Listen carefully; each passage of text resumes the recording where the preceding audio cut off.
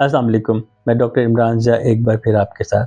आज एक अहम मौजू पे बल्कि गलतफ़हमी पे बात करूँगा कि डेंटल फ्लॉस करने से दांतों में गैप आता है या नहीं आता है? इस पे जाने से पहले मैं आपसे रिक्वेस्ट करूँगा कि मेरे चैनल पे नए हैं तो मेरी तमाम वीडियोज़ को देखें, लाइक करें, कमेंट करें, सब्सक्राइब कीजिए, दोस्तों और अहबाब में शेयर करें। बेल आइकन को दबाएँ ताकि मेरी आने वाली वीडियोज़ बर वक़्त आप तक पहुँच सकें।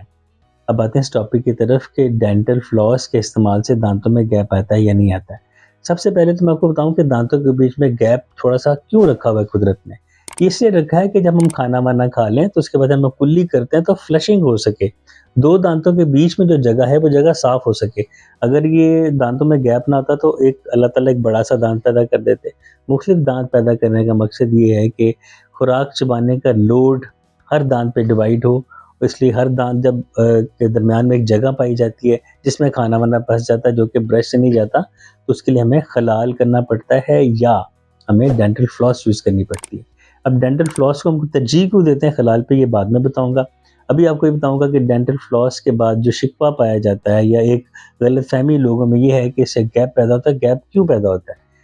हर दो दांतों के बीच में प्लाक की जो हल्की सी लेयर होती है या जो कैलकुलस होता है उसने वो जगह घेरी होती है, उसको साफ़ करना ज़रूरी है। जब आप फ्लॉस से उसको साफ़ करते हैं तो प्लाक रिमूव हो जाती है।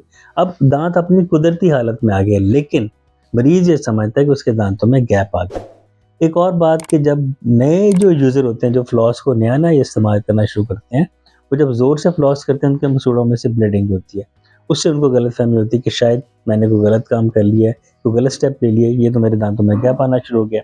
तीसरी बात ये है कि जब मसूड़े सूजे हुए होते हैं खुराक के फंसने से या प्लाक के जमने से, उनमें हल्की सी इन्फ्लेमेशन होती है, सोजिश होती है, वो थोड़े से सूजे होते हैं।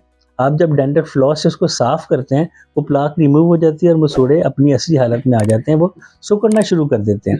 जब मसूड़े सिकुड़ते हैं तो मरीज़ को महसूस होता है कि हमारे दाँतों में तो गैप आ गया, क्योंकि पहले उनके मसूड़े फूले हुए थे, उन्होंने तमाम जगहों को बंद किया हुआ था, जो कि गैर फितरी था। अब जब वो सिकुड़ के अपनी नेचुरल हालत में आते हैं, तो वो दाँतों में उनको गैप महसूस होता है। वो एक्चुअली गैप होता नहीं है, ये दाँतों का कुदरती गेटअप है, दाँतों के इसी के साथ होना चाहिए। अब मैं आपको ये बता दूँ कि फ्लॉस करने का सही तरीका क्या है जिससे आपको ये सब चीज़ें फ़ील ना हो। एक तो फ्लॉस जब यूज़ करें तो ऊपर से नीचे इस्तेमाल करें। जो डेंटल फ्लॉस है, स्टिंग फ्लॉस है, उसको 2 दाँतों के बीच में डालें और उसको ऊपर से नीचे साफ़ करें।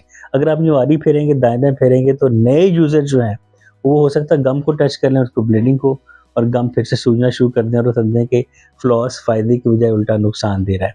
उसके अलावा जब आप डेंटल फ्लॉस को दाँतों के बीच में डालें तो एक सी शेप में करें, ताकि आपके मसूड़े हर्ट ना हो और जो दाँतों के ऊपर दबाव ना पड़े। तीसरा ये कि हमेशा फ्रेश फ्लॉस इस्तेमाल करें। एक दफ़ा की हुई फ्लॉस को धो के दोबारा इस्तेमाल करना नहीं चाहिए। ये जो एक दफ़ा फ्लॉस इस्तेमाल कर ली उसको फेंक दें, नेक्स्ट टाइम नई फ्लॉस यूज़ करें। मुझे उम्मीद है मेरी वीडियो से आपको फ़ायदा होता होगा। मेरे चैनल पे जाइए, तमाम वीडियोज़ को पूरा देखें, कमेंट करें, लाइक करें, सब्सक्राइब कीजिए। बेल आइकन को दबाएँ ताकि मेरी आने वाली वीडियोज़ बर वक़्त आप तक पहुँचें और भलाई का पैगाम सबको घर बैठे पहुँचे। आज के लिए इतना काफ़ी है। बहुत शुक्रिया।